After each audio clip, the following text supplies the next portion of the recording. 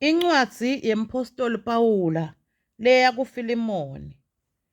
Le ncwadi iphuma kuPawula, siboshwa ngenxa yaKristu Jesu, nakuTimothi umzalwane wakhe.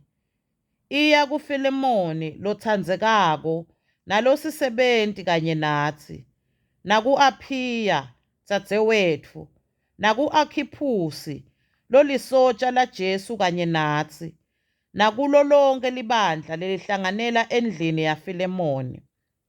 Akube kini umusa nekuthula lokuvela kuNkulunkulu longuBabe wetfu naseNkosini yethu Jesu Kristu. Ngaso sonke isikhathi nangithandaza ngiyakukhumbula ngibonge uNkulunkulu, ngobe sengivile ngeluthando lwakho kubantu baNkulunkulu, ngeva nangekukholwa kwakho lonako eNkosini Jesu. Ngithandazela kutsi budlelwane betfu ekukholweni bukwente uwati kangcono emagugu lesinawo kuKristu. Luthando lwakho luyangijabulisa futhi luyangikhutsata, mzalwane wami. Tinhlitiyo talabanyenti labangcwele tihlunyelelisiwe ngalo. Ngako-ke bengingaba nesibinzi ngaKristu ukuthi ngikuthume wente lokufanele kwentiwe. Kodwa ngenxa yeluthando ngiyakuncenga.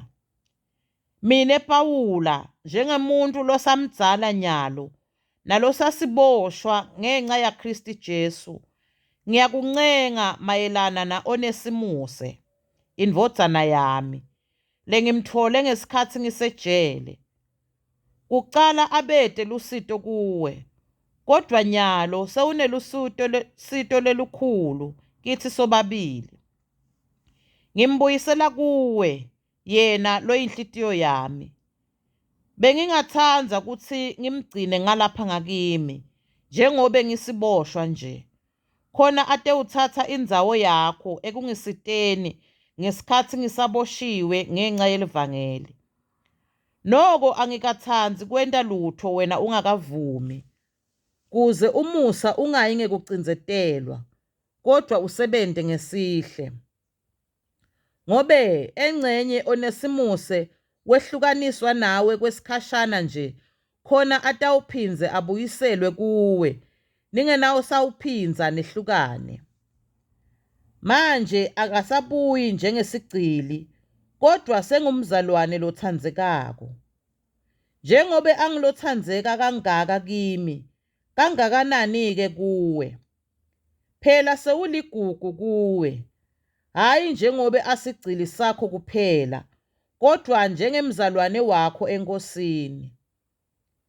Ngako-ke nawuthi mine ngingumhlanganyeli kanye nawe, naye-ke memukele ngaleyo ndlela lebe ungangemukela ngayo mine. Nangabe kukhona lakona ngako, nome kukhona lakukweleta kona, sibuyise kimi leso sikwelete. Nalu-ke luphawu lwekuthi mine Pawula ngiyakumkhokhela.